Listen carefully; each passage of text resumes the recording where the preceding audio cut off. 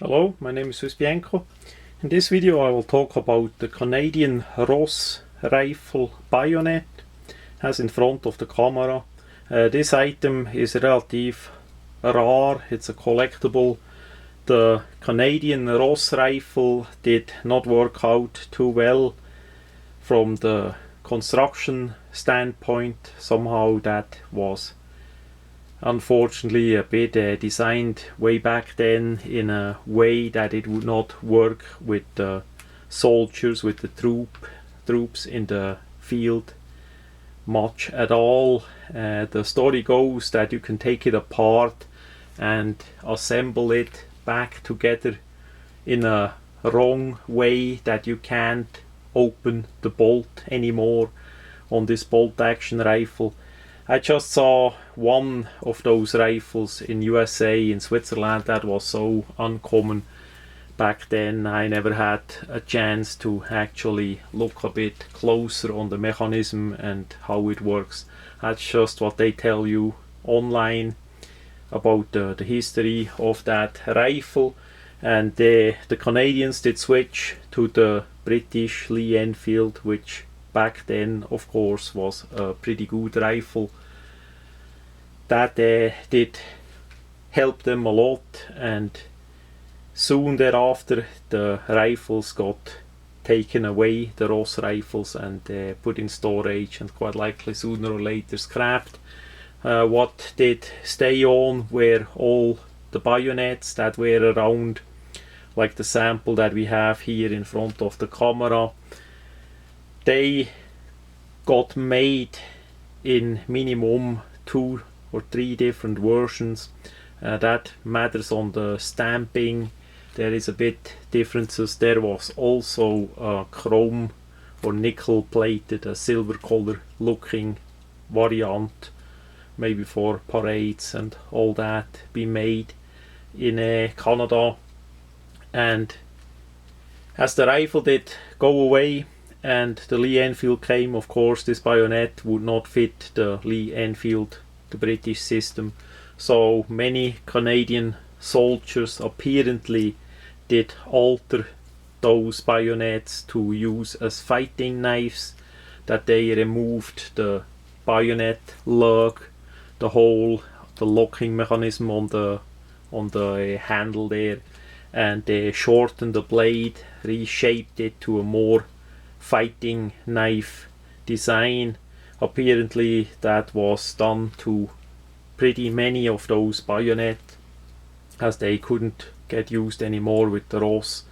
And so original ones of the bayonet in a okay condition as we have it in front is pretty rare. So as we see, the bayonet is a medium length. It's not the longest and not the shortest that is around.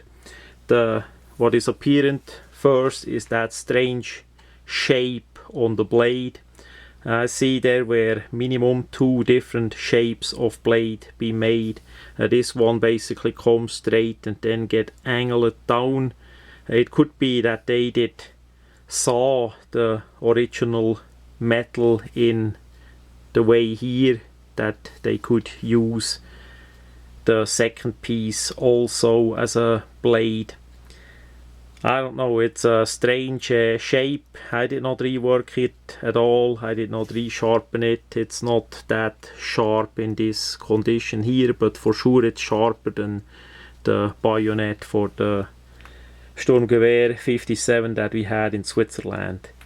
Also we see here the point goes a bit down, forms the tip, makes a pretty thick tip as we see the grinding line comes all the way here.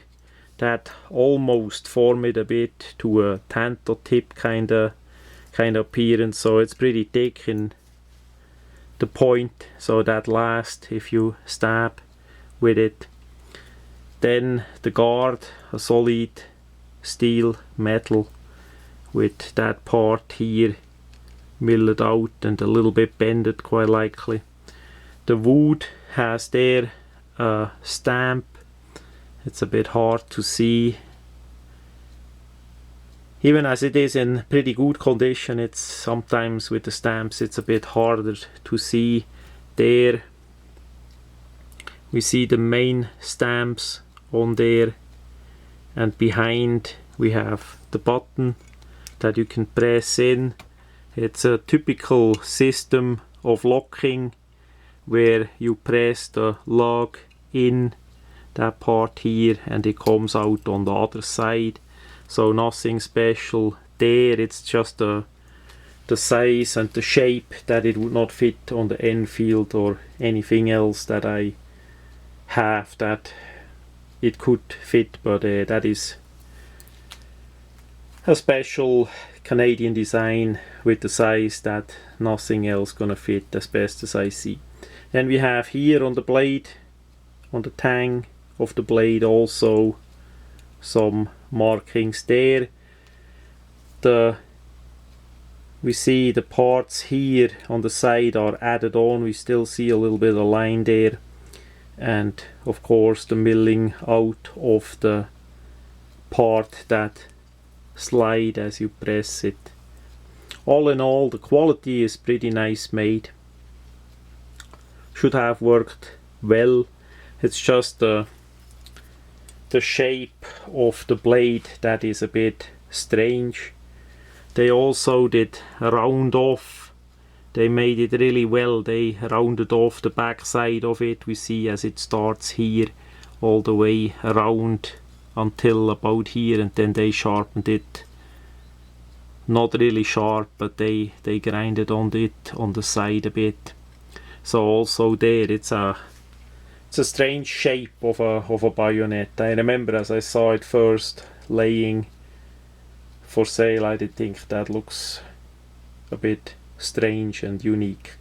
So I picked it up, and back then I did not know that is for the Ross rifle. That's a long time ago. But now it's more clear. The sheet is a metal lined on the outside with leather. As best as I see on that sample here are no stamps on it at all. We see the condition is still pretty good. The part for the belt is relatively small for military. I don't know what size the belt was back then by the Canadian military. I would say it's about 2 inches.